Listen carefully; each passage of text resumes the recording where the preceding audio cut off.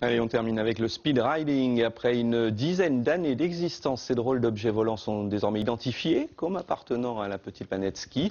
En fait, une voile de parapente et une paire de planches pour dévaler les pentes. En France, seulement 15 écoles de speed riding proposent d'initier les pratiquants à cette discipline extrême.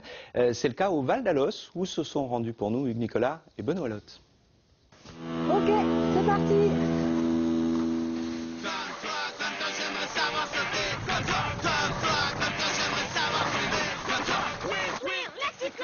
Si vous avez des aptitudes pour l'altitude, un penchant pour les pentes, une faiblesse pour la vitesse et un parti pris pour la poudreuse, le speed riding est peut-être fait pour vous.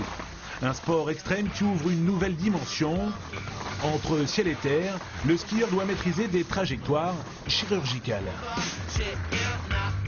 À quelques centimètres près, on choisit nos trajectoires. Bon, ça c'est quand on commence à avoir un certain niveau, mais si on prend des endroits qui sont dégagés de tout obstacle, il n'y a pas de risque, c'est facile, on fait un peu ce qu'on veut en fonction du dénivelé de la pente. Voilà, plus c'est raide, plus on va pouvoir voler, plus c'est plat, plus on va être en train de skier.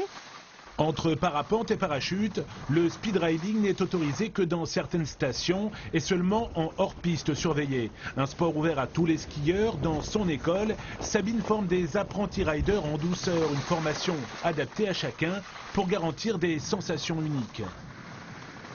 Alors nous on parle de glisse en 3 dimensions, parce qu'il y a la glisse à ski, on rajoute ce vol qui nous donne des sensations de vitesse et qui nous permet d'accéder à d'autres endroits, passer des barres rocheuses qu'on ne pourrait pas faire à ski.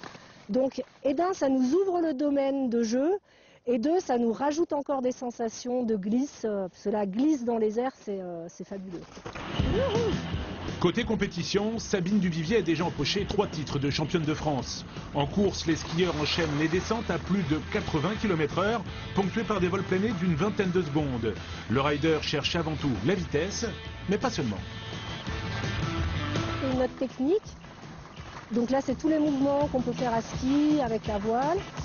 Il y a une note de fluidité, donc c'est l'esthétisme de tout le run. Et puis il y a une note d'engagement. Voilà, qui est plutôt sur la vitesse, sur les lignes qu'on va prendre, c'est comme en freeride à ski.